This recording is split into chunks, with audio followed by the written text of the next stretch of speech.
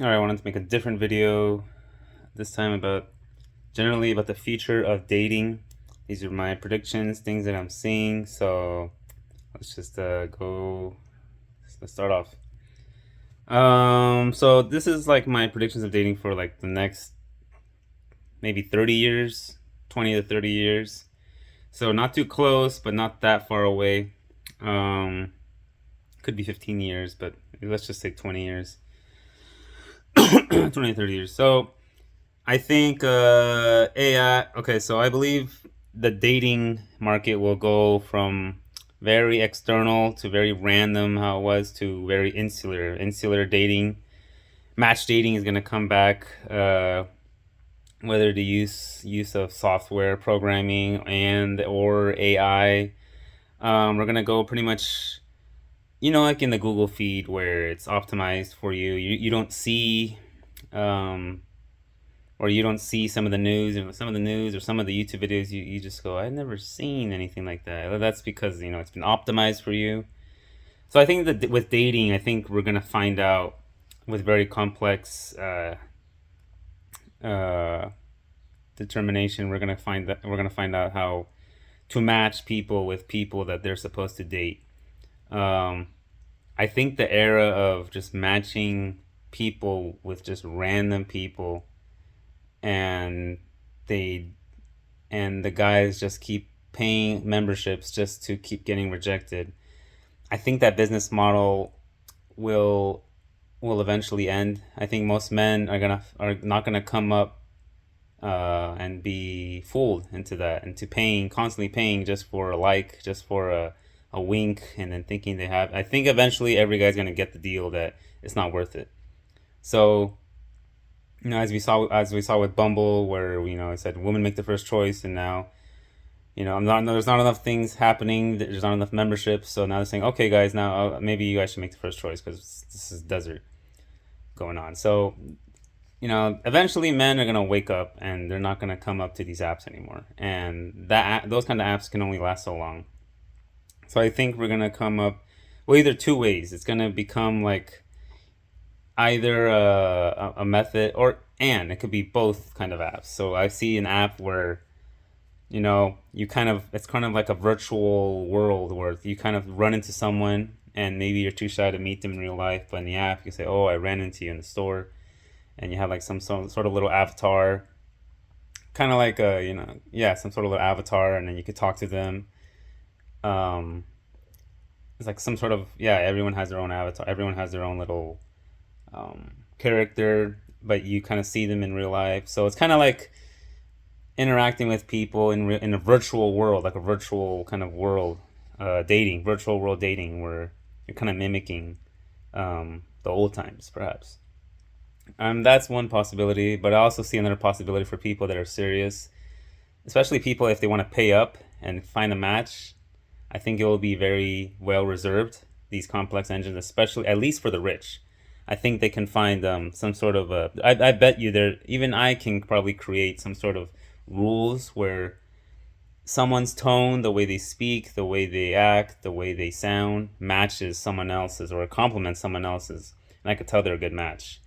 And I could go into a whole thesis talking to like why the tone, the that, but obviously engineering and AI can do that for me, or can at least follow what I'm saying, follow my rules that I establish. So, anyways, so it's going to become insular. It's going to match people with people that really they're supposed to meet, not people they're not supposed to meet, not people that it's just about, oh, they're good looking. Doesn't mean you're going to be a good match. So, so that's number one. That's one thing I see coming up. Death of the current dating apps and how that structure is. Yeah. Okay. Second point is women are going to keep up their looks longer. So in the past years, obviously since the 80s, 70s, who knows how long women have been on their looks maxing route, right? But a lot of their looks maxing techniques only keeps them good looking until like maybe 25 or so. But in the recent times, men have gone through a looks maxing decade, and we are keeping our looks up to like 40, 50 even. Like you got trend. Well, first of all, you got lifting weights that keeps men looking young. You got trend, you got hair transplants, you got beard covering up double chins. You got a lot of things working for men. I think women are gonna flip back with a huge. They're already doing it actually. What am I saying? But this is gonna get more and more heavy. Women are gonna be able to keep, with the current technologies and the current surgeries I see, and every year, 2 years, they keep getting better results. Women are gonna be able to keep their looks up to like 40, maybe 45 if Asian. But for the most, I'm just talking about like let's just say white women. They're gonna keep their looks up to 40. They're gonna be able to do it with the proper surgeries. You got Botox, you got facelift, you got that's the big ones, blepharoplasty. And I know you're quick to think like some botch, like this is the typical '90s thing, like some botch surgery. Oh, they're gonna look some botch surgery with big with they can't even move their face. But that's when you're poor, or that's when you're not paying that much money and you're kind of just going with whatever doctor. No, I'm talking about like good, decent surgeries. That's the old school thing. Like back then, yeah, surgeries like that or would have made you look bad. But now the surgeries, they're actually reducing like 10 years of age to the woman, middle age. I don't know, middle aged woman or a little younger. Um, they're actually reducing. Like I've seen a woman look probably like 20 years younger with a good blepharoplasty. So the whole hit the wall thing at 30 is gonna become much less apparent. At least with women that have some money. And the thing is, women are working now, so they're gonna be able to pay for these surgeries. So in other words, any woman that wants to look bad after 30 because of aging, it's mainly because she doesn't really want to or she doesn't have the money. But they can if they wanted to, and they saved. Of course, facelift. I also talked about that. So there's gonna be, I see with this a lot of men being able to date older women, especially if women know how to look smacks properly and turn back the clock 5-10 years in their 30s or even early 40s. And this goes paired along with, I see IVF skyrocketing still. A lot of women, if you see the percentage rates, have been having babies post 35. Now I know old myths. There's like, oh, a woman after 35 is really hard. They can't do this. They can't. Well, maybe that's naturally. Maybe there is some truth to that naturally. Um, but even naturally, I've seen them having up to 35. But let's just worldwide. I mean, just not worldwide, global. Outside of religious circles, just everything. There's gonna be IVF. And a lot of working women are going to be doing IVF, whether in secret or in public. They're going to be doing IVF, and they're going to be having kids after they're secure in their degrees, after they're secure in their money, after they're secure in, let's be honest, partying around, probably maybe casual sex. Who knows? In their late 30s, early 40s, it's gonna become more popular, especially post 35, 37. Women having babies now at 35 is like 15, 20 years ago, women having at 30. It's like, oh, it's barely made it. But now the new barely made it is like 35. It's going to become a little higher too, probably up to 36, around there as the future comes. And women, like I said, it's paired with, women are going to be able to keep up their looks. Um, and younger men are actually going to pair up with older women too. More. Next one, I see also. See, these are the things that you don't see coming because the future is not supposed to be that obvious. Future is supposed to be a surprise. Future is always going to be a surprise. Not too much of a surprise, but a decent surprise. It's always a twist on it than what people. I'm not saying everything I was saying is going to happen, but this is just what I'm predicting. I could be totally wrong on all of these. I believe a woman will become less heightist. Now, hear me out on this one. So I see. Okay, so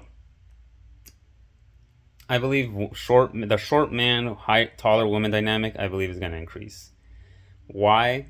Well, I think taller women are going to become more appreciated in society. I think the past society was very pro, big, burly man, of course, white man, and then a woman who's not tall. Even though the guy is tall, the girl's not tall. The girl's normal height, or she could even be short height with heels, frauding normal height. It's like this very big, small dynamic back. That's classic America or whatever. I think it's gonna go away. I think really there's gonna be taller girls were not really appreciated. Taller girls were seen as clumsy, as weird, as manly. I think that's gonna go away a lot, especially as height values. I mean, as society values height a lot. It won't just be valued by women. You have to realize it's always also going to be valued by men. That's why you see a lot of guys having height surgeries. They're just they're looking at Chad like, oh, he's so tall. Even guys are like freaking thirsting over Chad. So as society values height, you realize men are valuing height too. So they're gonna start asking out taller women more. See, like boomers, that's weird. I talked to my dad about taller women. He's like, no, that just looks weird. And why do you want a girl to be taller than you? You need a girl that you can tower over and look. You're a little short girl. You're a little shorty. That's gonna go away. It's already going away, but I see it going away a lot more.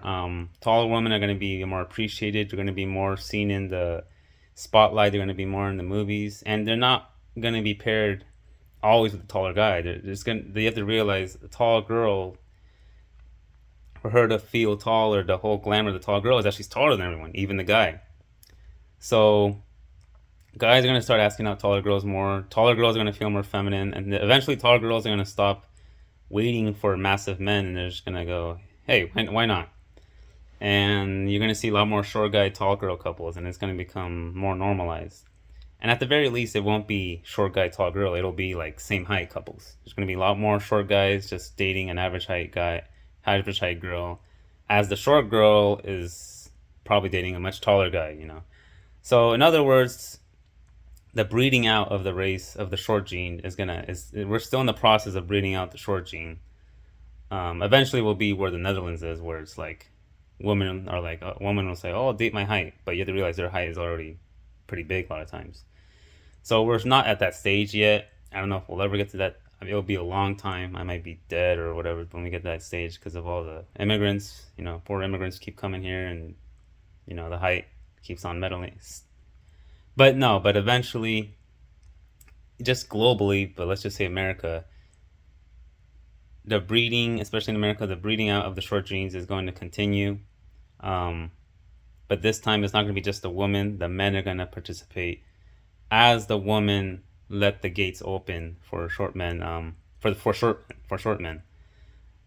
Because yeah, I just think that stigma is it's a very Gen X millennial stigma, but I think it will die. It won't die, but there's gonna be less of a stigma attached to women being same height or taller. That's all I'm saying. Okay. Another thing I see is the Latina train, the gravy train, however you want to call it, will die at one point. I don't know when, but yeah, this is gonna die eventually. Obviously it feels like it would never die, and it would be like, to me, it would be sad. Oh man, one day they're gonna, but it's gonna die. All these guys I know that are incels or near cells, whatever. A lot of them got saved. A lot of them got saved. That Kent guy got saved. That guy got saved. I know several other in real life and online that got saved, and it was mostly Latino women. They're giving chances to a lot of guys I've seen. I've seen Asian guys in this decade got saved by Latino women. I don't know, like three white guys that got saved by Latino women. And these are Latino women that I know in the next 20 years will not exist. The religious sort of undertone, the culture is kind of like in the back. They're not really with it, but it's kind of in the background of how they were raised, from experiencing poverty, just no more humility you see in the culture. It's when it comes to just standards, everything. Like the train's gonna die at one point, and they're gonna act no different from white women, black women, Asian women. So you see, like it was like, see it like a bar, right? The last call. So the last call for rifleable white women was what, like the 60s, 70s, maybe early 80s, mid 80s. And then the last call for wifeable Asian women, at least in America, around we was probably like the 80s, late 80s, 90s, and then last call was probably like early thousands. And that's when every guy, every race was freaking getting an Asian woman. My freaking cousins, both of them were dating Asian women at one point, and then Asian guys were suffering, and that was the last call for them. And then last call for Latino women. I don't know about the last call years, but we're still in the period where it's like it's like a last call decade, and then there's a last call peak, and the last call last years. But yeah, we're still in the last call decades, man. This is not gonna go forever. And then black women were probably viewed like Latino women back then, a little, especially they were probably viewed like Latino women, like, oh, we don't want to date them, we're not that desperate yet. Eventually, men will get that desperate. Yeah, eventually, men will get that desperate, and they will go to black women next. Um, I know it seems impossible, but I predict it's gonna happen. Once the Latina train dies, men are gonna be stop doing the whole I don't think black girls, like they're gonna stop doing that. Especially it's gonna be a new generation. Like I'm talking like millennials, Gen X. They talk like that, but Gen Alpha, Gen Z, lower Gen Z, Gen Alpha. It's gonna be more. Black girls will be more normalized to date. It, it'll be like old. It'll be like maybe before boomers, like silencers saying, I'll date an Asian woman." Every other silencer white guy will be, "What the heck?" Ew, just ew. I'd rather get a nice blonde white woman. But see, there's a stigma. But the boomers and Gen X destroyed the Gen X especially destroyed the Asian girl stigma. And then millennials, everyone's going by ranking, and then black girls will be the next. And as those gates open, there will be a tsunami. And I see perhaps a lot of more African immigrants or migrants, whatever, could come, and then the locals could capitalize on that. As of now, every guy that's having trouble I see is getting saved by, not all the time, but a lot of times a Latino woman, whether here and a lot of times abroad. The thing about Latina thing is they're down the border, especially for the U.S. So they're actually very convenient for geomaxing. But even geomaxing will die at one point, especially Latina geomaxing will die. And I already see, if you go to those nations and you talk to the locals, the black pills are already happening. Like they're already getting extremely westernized. Like it's happening really quickly, much quicker than you think.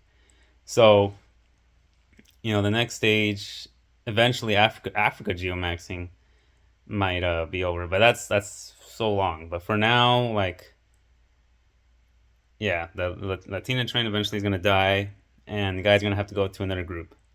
And the Asian train, half of them are already got westernized. They already got, at least in the West Coast, they've been here for decades. They're not simping for any random white guy like in the past.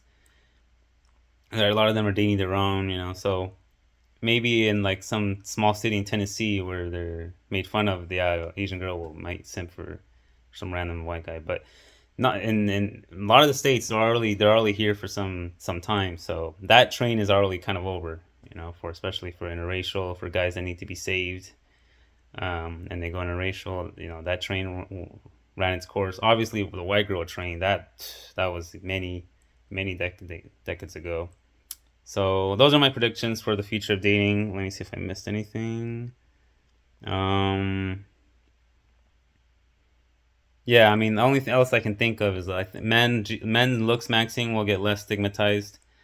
Men like getting, oh, I'm gonna get a jaw surgery, and to your dad's gonna be, oh, okay, well, you have enough money, like you have saved, okay, go ahead, son. Or it'll be like, oh, maybe I can help you.